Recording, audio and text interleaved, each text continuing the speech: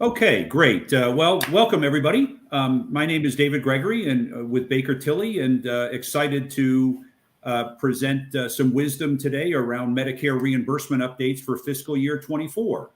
So thanks again for joining us here today. We've got a panel of four of us that's going to talk you through some of the proposed changes. And you can see here on the Meet the Presenter slide that we've got Keith Hutchinson, myself there on the top right, Brian Restivo, and Keith Needham, and you can see all four of us on your panel, and we're excited to communicate some of the proposed changes that are out there from CMS today, and look forward to providing some technical information, but also some strategic information as we move through the presentation.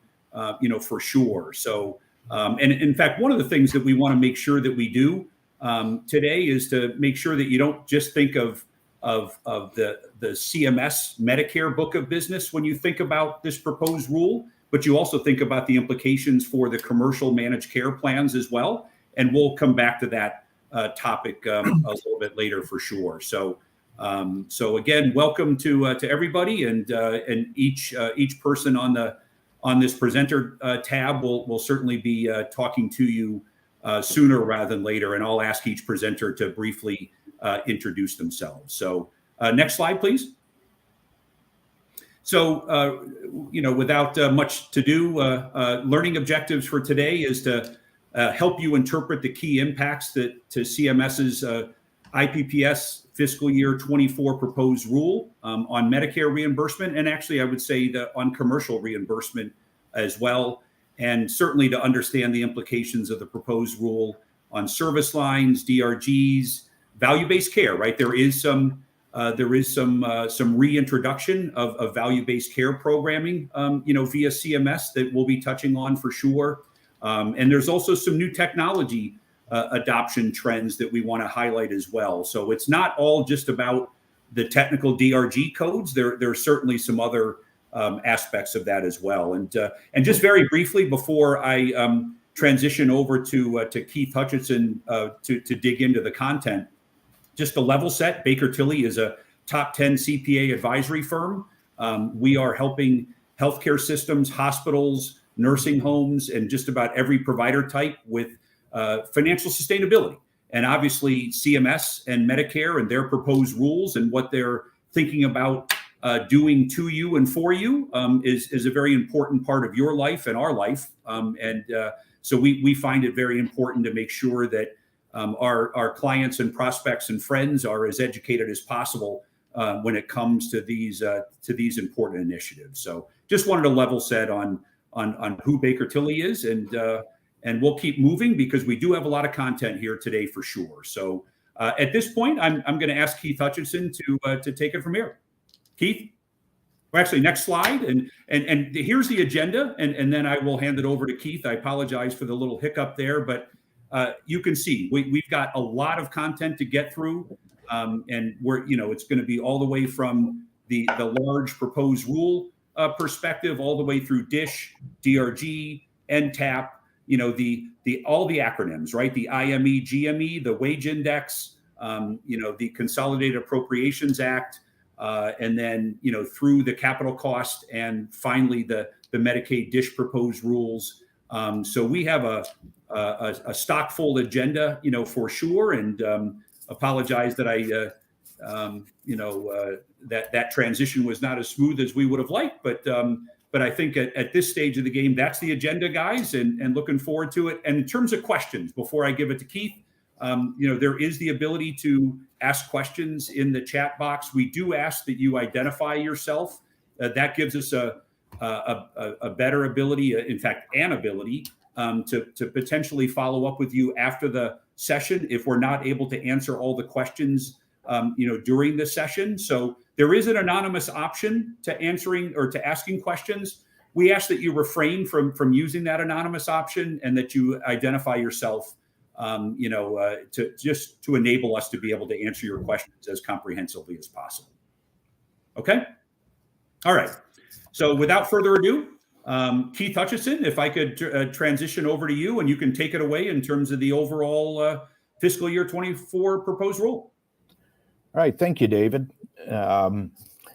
My name's Keith Hutchison, and I am the acute care reimbursement lead, and I'm going to cover our first couple sections here. So if we could go ahead and go to the next slide, we'll start at sort of a high level on what is being proposed at the top. The market basket rate of increase this year is starting out at 3%. Last year in the 23 rule, this ended up being 4.1%, and the bottom number ended up being 3.8, whereas this is going from 3.0 with a 0.2 adjustment on productivity to get to 2.8.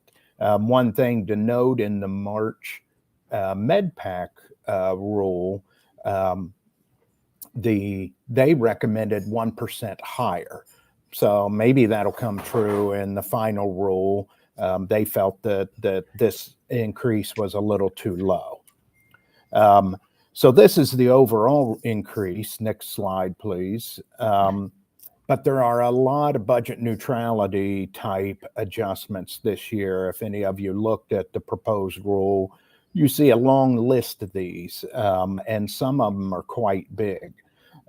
Like in the middle of the page there, you have the reclassification budget neutrality factor at 0.98. That will cost everyone about $134 a discharge at a case mix of 1. Then you have the rural floor budget neutrality factor. That's not in the standard rate, but as a part of the wage index calculation, also a pretty good reduction. And then you have the low wage index budget neutrality and the capital wage budget neutrality that turn around and result in another $40 or so per discharge. So there's a lot of neutrality factors anymore. You can't just look at the top level percentage. And later on, I believe we have various sections that'll talk about some of these things that these reductions are paying for. Next slide, please. So you start out at 3%, you go to 2.8, and you end up at 2.34 after all the budget neutrality adjustments for this year's inpatient increase. Over on the capital side, you do end up with a 4.5% increase, which is a nice increase. So that one is pretty good shape. The inpatient one gets beaten down unless you're one of the hospitals that ends up benefiting from one of the other rules. So next slide, please. Then another thing we wanted to point out, we've had a 2-year kind of a beat down on the outlier threshold. So you can see like in 22 to 23, the threshold increased around $8,000, and it increased another couple $1,000s in this proposed rule, 23 to 24. So altogether in that 2-year period, it's about a 25% increase. This will have the impact of reducing the outlier cases. So it's a pretty big increase for those of you that are used to getting a lot of money in outlier. It should have a pretty significant impact. Let's go a couple slides because the next section here is DSH and uncompensated care. These are always big numbers. The biggest change come on the S10 side, obviously. In 2024, we are looking to be the first year where they're going to use 3 years of S10 data, 2018, 19, and 20. So we'll be moving forward with a 3-year average of the actual uncompensated care data. One thing to note, if you're a new or merged hospital, because there's a lot of this activity going on out there, you're going to get, in the end, you'll get the surviving hospitals amount on settlement. So you'll get an adjustment on settlement for that if you merged a hospital into your hospital. Next slide. And factor 3, we're going to skip 2020. And it looks like we have a little typo there. That should be 2019, skip 20, 21, and 22 data will be used. And once again, the cost report is a reconciliation type thing. If your discharges during your year are less than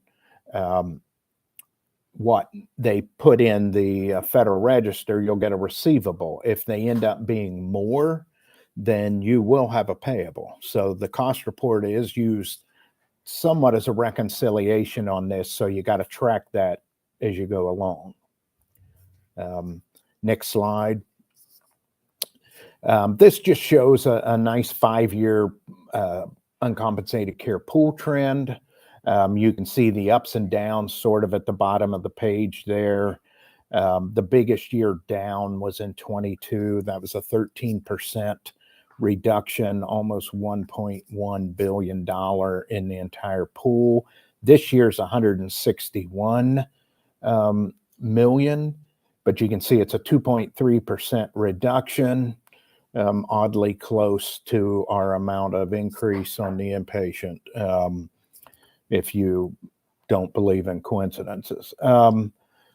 Then that kind of gives us a little overview of some of the big areas, other than some of the ones Brian will talk about later. And I'm going to turn it back over to David to get into the MS-DRG. Great. Next slide. Thank you, Keith, and appreciate the words of wisdom there. I think one of the overarching themes is, the elephant in the room is that inflation and wages and a lot of the cost and the environment that hospitals are operating within, an effective rate of 2.3% or somewhere between 2 and 3% is not going to cut it, right? And I think some of these technical weeds are going to be extremely important for you to explore, but certainly we understand that this kind of increase is not keeping up with a lot of your expenses, and we'll chat about that a little bit as well. I would also just, before I advance the slides to the next section here, the results to the last poll, very interesting. Only 3 of you said that you have an open checkbook. So that's not a surprise. I'm surprised that there are 3 that indicated they have an open checkbook. So I don't know who those folks are, but certainly the increase between 0 and 2.34 was about 20%. Then the moderate increase was 35% of the respondents, and then from 4.5 to 8% increase was about a little less than 20% of you. Just to give you a read in terms of who's in the audience and what the response was to that first polling question. So just wanted to close that loop. Thank you for responding. CPE credits are obviously in play here, and you need to respond to those as you just did for 3 more, and you'll be getting your CPE credits. So next slide, please. Okay. And Keith Needham will assist me in going through some of the proposed weights and really just looking at the specific DRGs, to kind of complement what Keith just went through, right? So so really the impact on the weights was largely unchanged. As you can see, there's a 0.26%, which is basically nothing in terms of an increase in the weights for 24 compared to 23. And when you look at quote unquote winners versus losers, 12 MDCs were impacted positively, and the other 14, and we have some detail on that coming up, The other 14 were negatively impacted. We excluded newborn and other neonates from this analysis, but just to give you an idea from a DRG weight standpoint, because obviously all of you can think about your service lines and your service mix and things of that nature, and really kind of follow through on the modeling of what this means, to you specifically based on your service mix, et cetera. So just really no change in weights is the point of this slide. Next slide. This is the, what we call the winners and losers. Burns is something that's not very common. I don't know how many of you necessarily have, burn units per se. Mental health disorders also are experiencing an increase, but burns, for whatever reason, has the largest upside in this proposed rule. The pre-MDC, that's talking about the transplants. I mean, I think that's, Keith Needham, check me on that. Is that like DRGs 1 through 5? Those are the transplant DRGs, yes? Yeah, that's correct, David. Okay. And then, but you can see that there's a couple of kind of like low volume winners. And then there's a couple of, quote unquote losers, but they're razor thin. And so the overall impact here is not as large as it has been in prior years when there are, cardiac or orthopedic winners, or cardiac or orthopedic or oncology or some of the bigger service lines. Sometimes you see those in the winner or loser category. This year, we're not seeing that, with a couple of exceptions around the burns and the mental health diseases. So that it's relatively flat when it comes to the major disease categories and the winners and losers. Next slide. Keith, if you could just dig in real quickly on the MDC 22 and 19 around these percentages, if you don't mind. Yeah, absolutely. Thanks, David. So essentially, we're taking it one level lower, looking at it from the specific DRG perspective to look at, what DRGs are, in this slide here, more positively impacted across each of the MDCs of interest. So you'll see, there were some large modifications made to some of these DRG weights across the MDC 22 or the burn DRGs. Starting with, DRG 927, 928, as well as 934, seeing a bump all the way up into, the 40% range from a DRG weight increase perspective. And then MDC 19 for mental diseases and disorders, we also saw significant increases for a couple of DRGs that we wanted to highlight here for everyone. DRG 883 as well as 876, we're seeing in the neighborhood of 16 or 17% increases from the DRG perspective, looking at fiscal year 23 final rule compared to the proposed 2024 rule. Yep. And again, these are not, high incident, cases and procedures, but for those of you that, do have, burn units and mental health units, et cetera, this can be meaningful to really make sure that you understand from this perspective. Thanks, Keith. Next slide, please. And just very briefly, again, there aren't that many, if any, significant losers. There is, again, if you're in the behavioral health space, there are these 3 DRGs have some material weight reductions, right? So I think, certainly as you're doing your modeling, understand that if these 3 DRGs are important to you, this proposed rule may have more impact than what first meets the eye. Again, not a high volume set of DRGs, but just pointing out that this one kind of rose to the top in terms of negative impact. Next slide. And then I did call out at the beginning that just the value-based care. The hospital readmission reduction program, many of you are probably familiar with that. That program never was suspended. That one is still in play. But just to call your attention to the fact that the HAC program and the VBP program did have, they were either suspended or partially suspended during COVID, and the proposed rule has them back in action again in 2024. And Keith, if you don't mind just quickly explaining the VBP program, I think that's a 2% into a pot, and then it gets reallocated out to those that perform well. Is that the threshold? Yeah, exactly. So it's a budget neutral program, and it's basically funded by reducing participating hospitals their base operating payments each fiscal year by 2%, and then redistributing that entire amount kind of back to the hospitals as that incentive payment. And then just to elaborate on a couple other changes or modifications, CMS is also proposing changes to the way in which the total performance score is being calculated to essentially allow hospitals to gain bonus points based on a health equity adjustment. So that's a modification for 2023 proposed rule, as well as adding a new measure for severe sepsis and septic shock.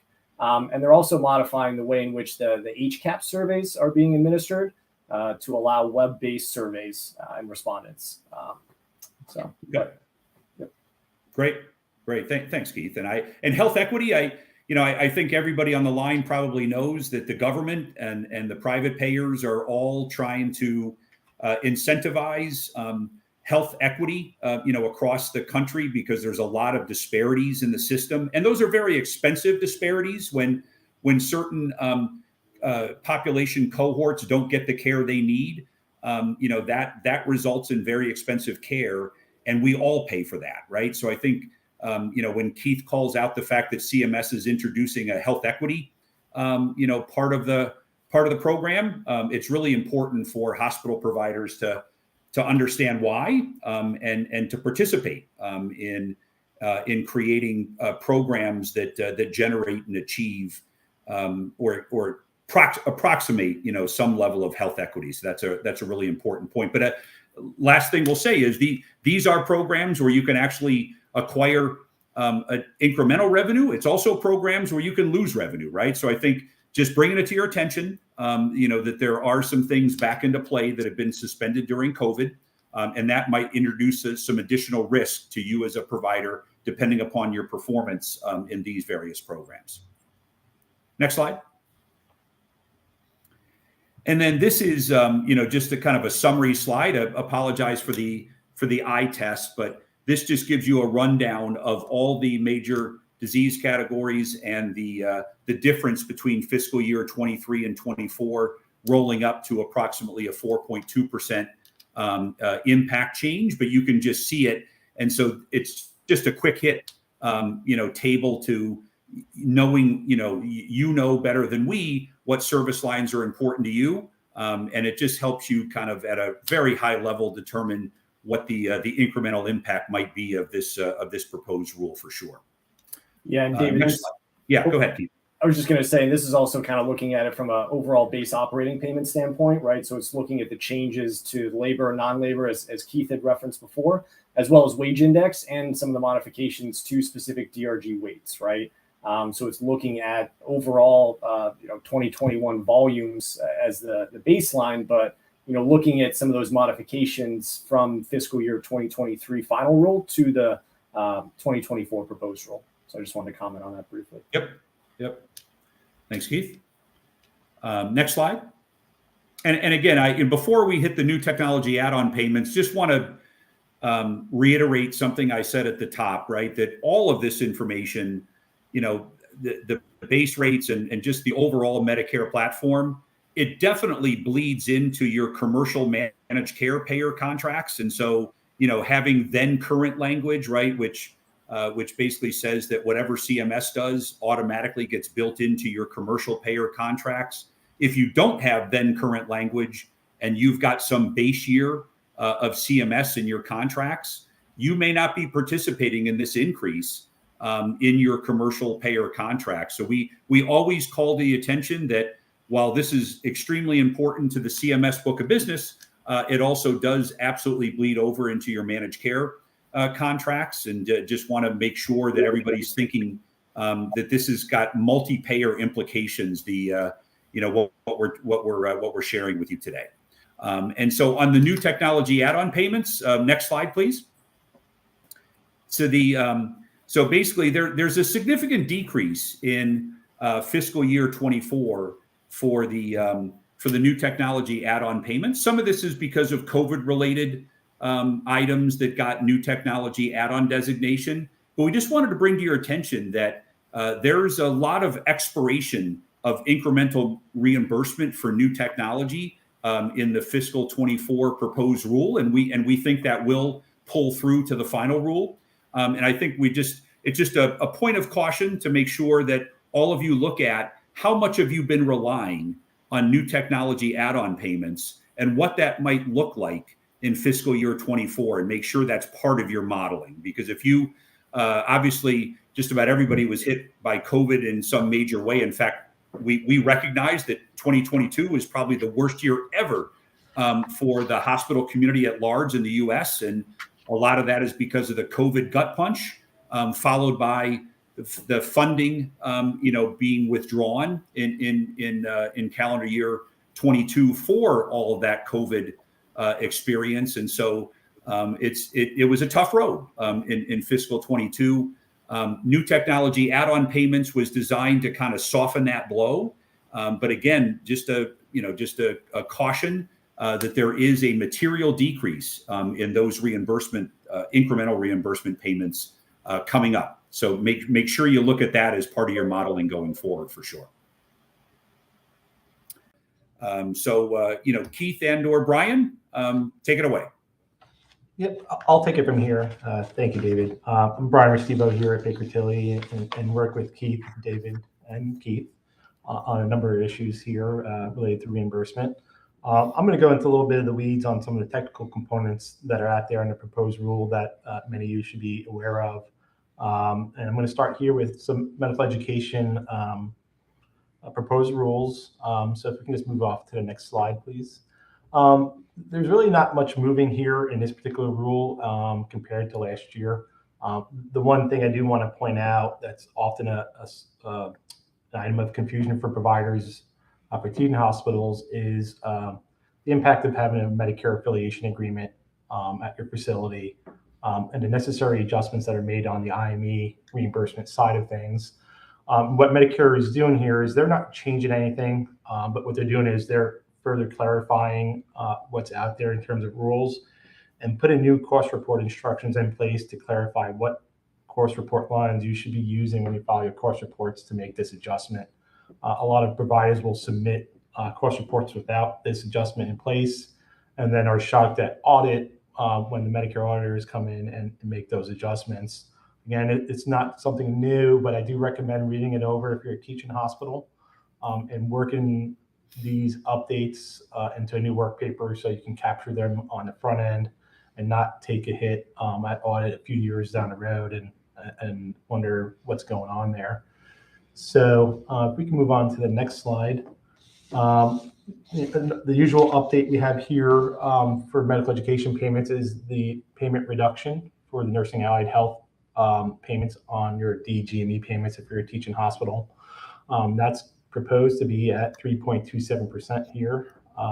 We don't have anything newer than 22, so we have to kind of monitor this as CMS gets their time to update, which sometimes is right before you file your cost report or after. So I always recommend keeping an eye on these updates. Sometimes you do have to make sure that Medicare auditors make the right change at audit, or if it's significant to you to file an amended cost report to get those in. We can move on to the next slide here. What had happened in prior year, and this is kind of a recap of last year through the Consolidated Appropriations Act that was put in place, was the cap limit for anybody that operates a nursing allied health program. The congressional action lifted a $60 million cap, what kind of forced Medicare to take that off the table. That was good for 2010 through 2019. And orders are supposed to be updating that. We worked with a number of hospitals where the Medicare orders have either forgotten to make those updates or just wasn't on their radar. So I just want to point out that make sure that when you're getting desk review audits from Medicare, that if you have a nursing allied health program, that they are making those updates. Anything within that's not been settled yet, anything within a 3-year reopening period, make sure that you are monitoring that activity from the auditors. And the last thing to note is that $60 million cap for nursing allied health payments is back on the table. The legislation that was passed was only through 19. So you'll have a nice pickup for 2010 through 2019, but a reduction in those payments moving forward. So it's kind of a short-term, one-time thing that you can recoup that money, but it'll go back into place and providers will have that hit again. We'll move on to the next slide here. This is what those payments are. I'm not going to go line by line here, but it is referenced here for those nursing allied health payment updates. You'll see what those reduction factors are through each year, as well as the cap pool. You'll see that that pool in 2019 was up to 141 million really, and that's going to go back to 60 million in 2020 moving forward. So that's a pretty large reduction. So those that have benefited will see that go away here moving forward, short of any legislative action moving forward. So I'll go up to the next slide here. Before I go to the next topic, I'm going to go over the polling results of David's last poll question, which he had asked if you guys considered the impact of the DRG changes on your service mix for your facility. 22% said they did. Another 26% said they did not. And another 15% have their hospital associations modeled some part of that impact to the DRG updates to your service mix for the facility. So appreciate the responses, and it's interesting to see. It's kind of a little 50-50, a little bit on the yes, no, but interesting to see that a number of hospital associations are helping facilities out with some of that impact analysis. So I'm going to go into a little bit in the wage index, and we've seen a number of changes over the years on Medicare wage index, from the low cap, lowest quartile, to a cap. And we have seen some significant changes again proposed for 2024 that you'll need to be aware of. But I'm just going to go over some initial metrics and stats from the wage index from the proposed rule. One thing to keep an eye out, not for this upcoming federal year, but next federal fiscal year, is the 2020 census data will be available to CMS in July of this summer. If you all know, they use that data to redraw their wage index maps, or what they call CBSAs, and will often put providers into new wage index areas or have them go from urban to rural or rural to urban. So this would be something that could be on the table for 25. And when these changes do happen, they can be material. Sometimes Medicare does put transition factors in to help smooth out the impact, but those could be pretty significant using the 2020 census data versus what they're using today, which is 2015. So this year's wage data is based off of federal fiscal year 2020 data. To put that into perspective, if you're a fiscal year end December facility, that means your calendar year 2020 data is used. If you're a June year end, that means your June 30th, 2021 is the data timeframe that you guys are working with. So this is really the beginning part of everybody having COVID-related data within their subset. We have not really seen the large increase of contract labor yet, except for those from the 6/30 year-end hospitals. Those that are December year-ends, a lot of that contract labor didn't start hitting until after 2020, with nursing shortages getting worse and worse. So we still have not seen the full impact of contract labor there. What we have seen, though, is a large increase in wages, and part of this is due to some of the COVID-related pay bonuses and some contract labor. Is that the average wage increase nationally 5.3% over the prior year, compared to years prior that was probably in the 2.5%, 2.7% range. annually it's up a little bit. But the big thing to note there is that 5.3% increase. So if your hospital facility did not increase more than that 5.3%, you will see a reduction in wage index most likely. Conversely, if you're over that, typically you would have a pickup depending on the area that you're in. We've seen over 80% of the hospitals, pretty much in all demographic groups, have average hourly wage increases, which is higher than normal. But again, you've got to keep up pace with the nationwide average to kind of stay budget neutral when it comes to the wage index. So next slide, please. I'm just going to go into some of the kind of policy updates that have been out there. One is the low wage index adjustment. This is where Medicare takes the 25th percentile of the country and moves them up. In their usual budget neutral fashion, will reduce payments for everybody else. That factor is going to be, looks to be at 86.15% versus the 84. So that lowest quartile is increased because we've seen the whole nation go up. But what we continue to monitor is that CMS has litigation on this issue with providers. And right now, CMS has decided to appeal the decision and move forward with making these adjustments until either the courts decide otherwise or they decide to change their mind. So these court decisions, as you may know, could take years to go through. So it'll be something that we will monitor. I don't believe that this would come out of the proposed rule unless something significant happens from the courts within the next couple of months here. We're likely to see this still in there. So again, this helps out the bottom hospitals and when it comes to wage index, but hurts those that are on the top end here. So if we can move on to the next slide. The biggest new change here for 2024 that you need to be aware of is how Medicare is going to be computing the rural floor computation. So if you're not aware, there cannot be a CBSA or a hospital that gets paid less than the computed rural floor for any particular state. Historically, that runs about, last year there was about 105 CBSA areas in the country that got paid the rural floor. Compared to this year, it's 277 areas. So that's about 596 hospitals will get paid the rural floor in 2024 compared to the prior year. Now, what's driving that is all the hospitals that have reclassified from urban to rural are now being treated differently, and how they calculate the rural floor for each state. This is, again, has been a result of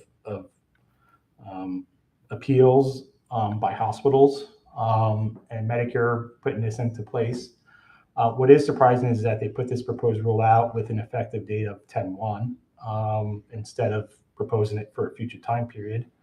But this does have a significant impact, a lot of positive, some negative. But if you kind of remember in the beginning part of the presentation where Keith was talking about budget neutrality factors, is they give it and take it away. So while you have hospitals that'll have a big increase in the wage index, everybody else is going to have a reduction factor. Everybody will have a reduction factor of the 0.98%, which works out to be a 1.8% reduction to your base rate. Compared to the prior year, it's 1 point higher. So that means you're going to get 1 point less for this. So unless you are on the upper echelon of areas that benefit from this new rural floor calculation, you're going to lose at the end of the day because of the budget neutrality factors. If we can move on to the next slide.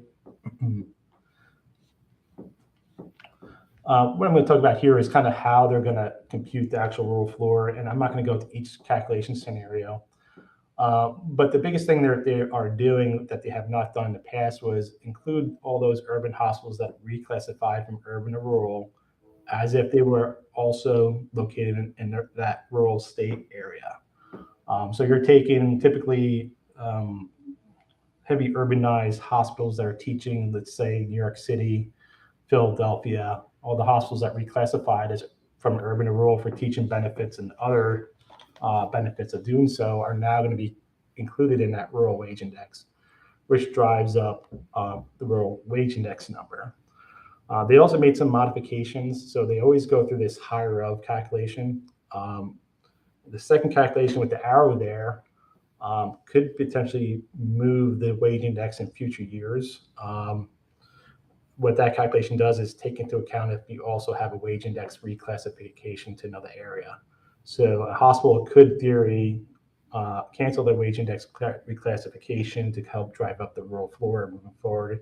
It becomes a chess game of moving pieces of what works best for your area. So we know states like Massachusetts have gotten hospitals together as a group to see what the best scenarios are. There's a lot of states and areas that don't do that. So, but there could be more coordination among your hospitals within a state or a certain area, and what's the better for the group. So I would expect a lot of hospital associations have either reached out or are thinking about the best case scenario of how hospitals are classified within their state wage index. So we can move on to the next slide. So I'm going to go over kind of the winners and losers, kind of how Keith and David went over the MDC stuff. So here are the big winners here. So New York State, had this rule not been proposed, their wage index would be about 86%. With the new rule change, they're going to go, the new rural floor in New York's 1.2. And what that means is a higher labor share, and everybody in New York State's going to get no less than 1.2. So all the rural hospitals, we have some hospitals in Pennsylvania that we work with that actually reclassified to rural New York that benefit from this change. So you'll see the states here, New York, California, Pennsylvania, Arizona, Illinois, all pretty significant pickups. They're going to be the big winners because even the budget neutrality factor is not going to make that much of a move on a 41% change on wage index. Again, you've got a lot of states here that have a lot of teaching programs for those that are aware. Those are the big hospitals that are doing the urban and rural reclasses. But we do see states like Louisiana and North Carolina also benefiting here. If we move on to the next slide, there's not as many losers. If we can just move on to the next slide, please. Not as many losers. There's a lot of winners here, but again, the biggest loser here is Colorado. They're losing about 7.6% on wage index. That's be a significant loss of those hospitals out in Colorado. Those that would be protected would be your sole community hospitals that are paid a hospital-specific rate for inpatient, but they would take this hit on the outpatient side. So off the bat, you're losing 7.5% on wage index plus only getting a 2% or 2.3% on the rate. So again, we've got a couple of states here, West Virginia, Kentucky, Maine, Nevada, all going to have a negative impact here with these changes. Maryland's kind of neutral, but they do still calculate it, even though it's a specific payment for those hospitals. But if you are in the Colorado, West Virginia, Nevada area, keep this in mind and monitor this change. I would suspect that most of the major hospital associations like AHA are going to be pretty neutral. Maybe they would push for some type of delay on the implementation so providers can prepare their budgets better than such a substantial change.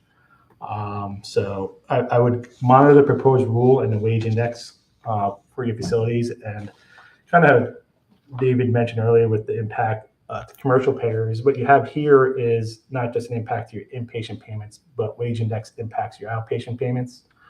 And coincidentally too, your Medicare managed care plans are going to be paying your wage index changes, and these changes will trickle down to your Medicare managed care payers as well. So please keep an eye on that and the impact, and don't forget about the outpatient. We can move on to the next slide, please. A couple of things to keep in mind with the proposed rule getting officially published. There's some deadlines you have to consider. One is June 15th. That's the date you would have to either withdraw or terminate any potential reclassification you would have applied for last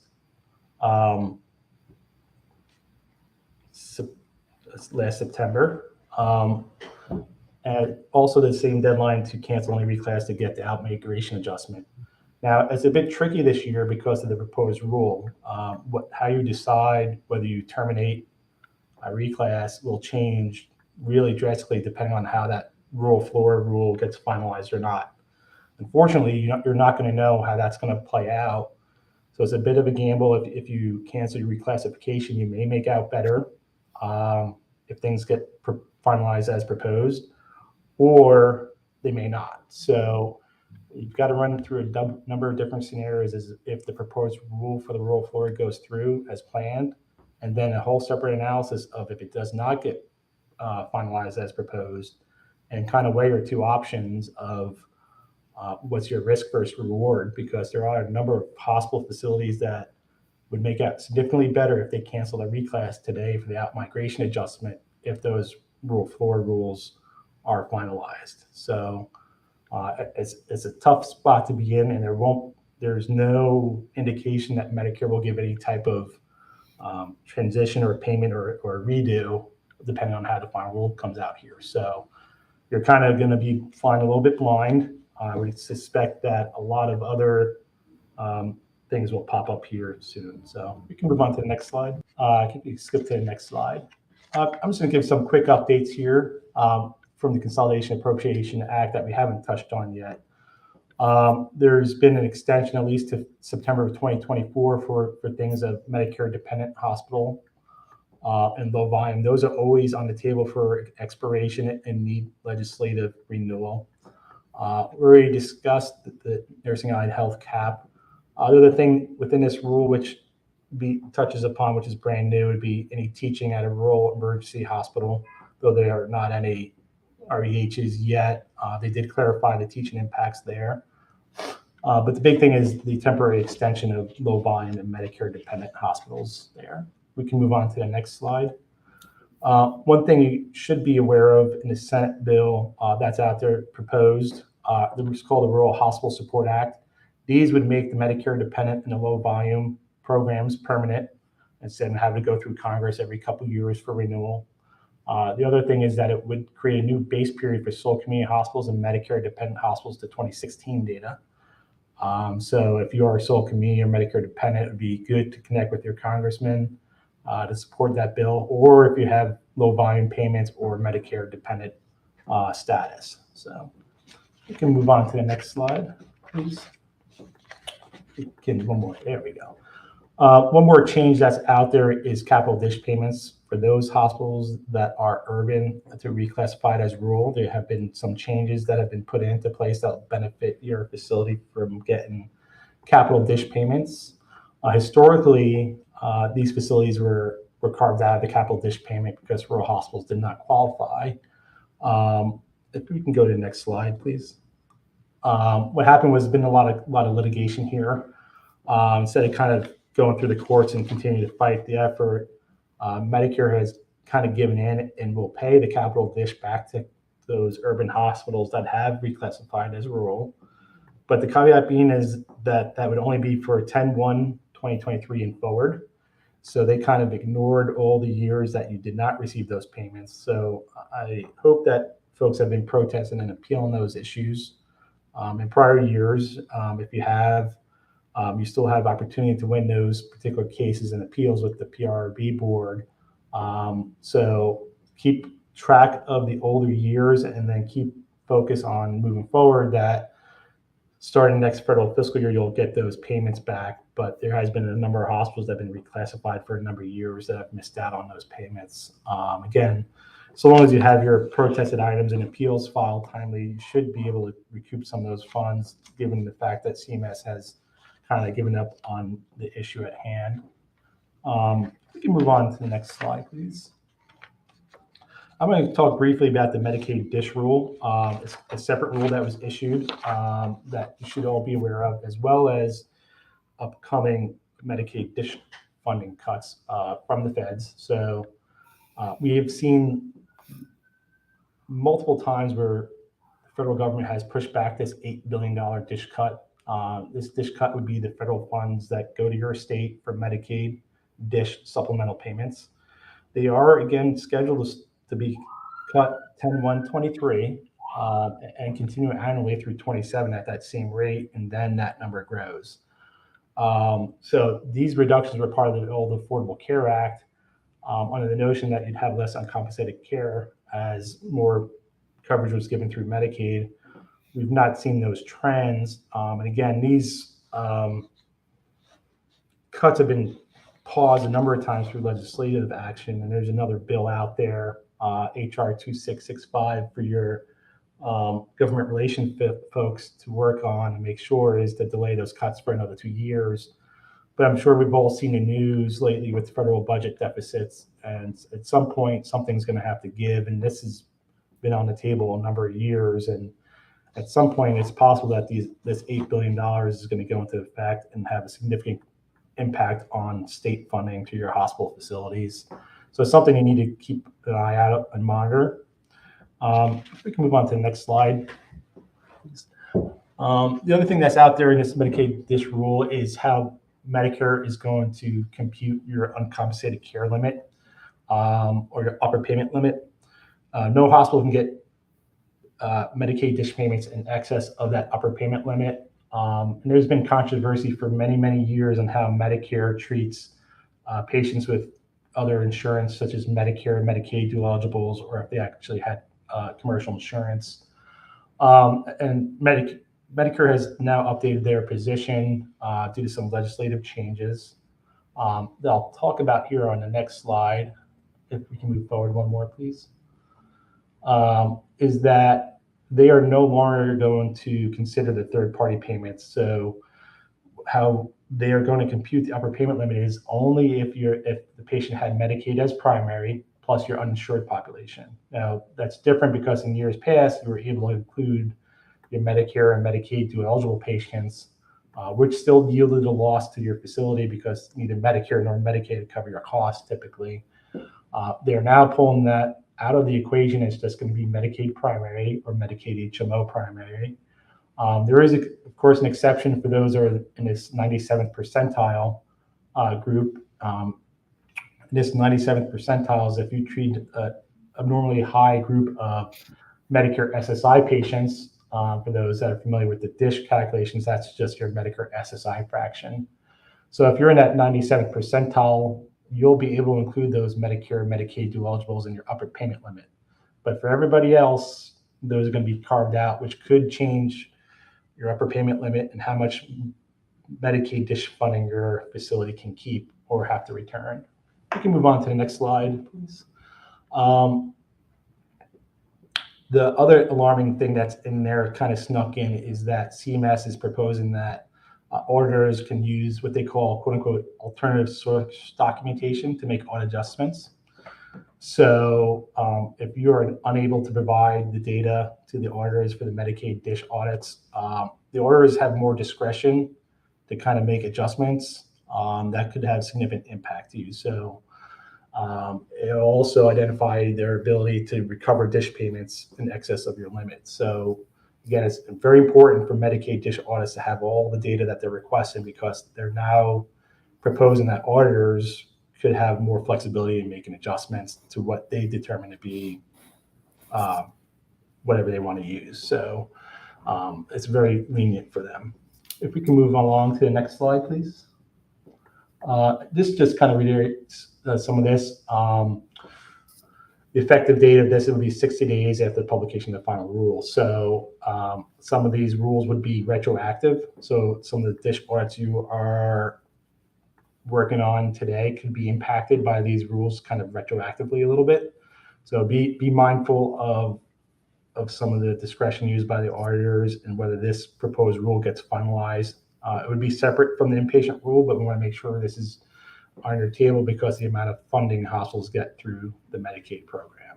I think that is going to wrap up our presentation for today. I know we've got some questions that we did receive, and those did have their names, so we will follow back up with the folks that did reach out in the chat with questions. Of course, you've got Keith, my information, David, and Keith Needham's contact information here on the slide deck, and open to always getting your questions via email or phone. So if there's something that you're going through after the presentation today and want to ask us, just reach out to one of us and we'll make sure we can get a response to you. And on behalf of Baker Tilly, I'd like to thank everybody for joining us today. So great.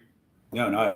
Thanks, Brian, and thanks Keith Hutcherson and Keith Needham for participating today, and thanks. We landed the plane almost exactly on time. If you're interested, the answers to the polling question 3 were less than a third of you were sure if you were going to change your wage index classification. In fact, less than 10% of you were going to change your wage index. But when all is said and done, I hope we got across the point that there are a lot of moving parts in this proposed rule, and everybody's going to be impacted a little bit differently.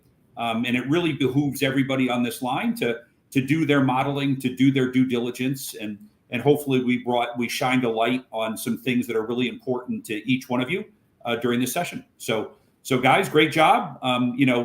As Brian said, we will respond to you directly on the questions that came through, and appreciate everybody's time today. So we're gonna sign off at this point, and thank you very much. Thank you. Thanks.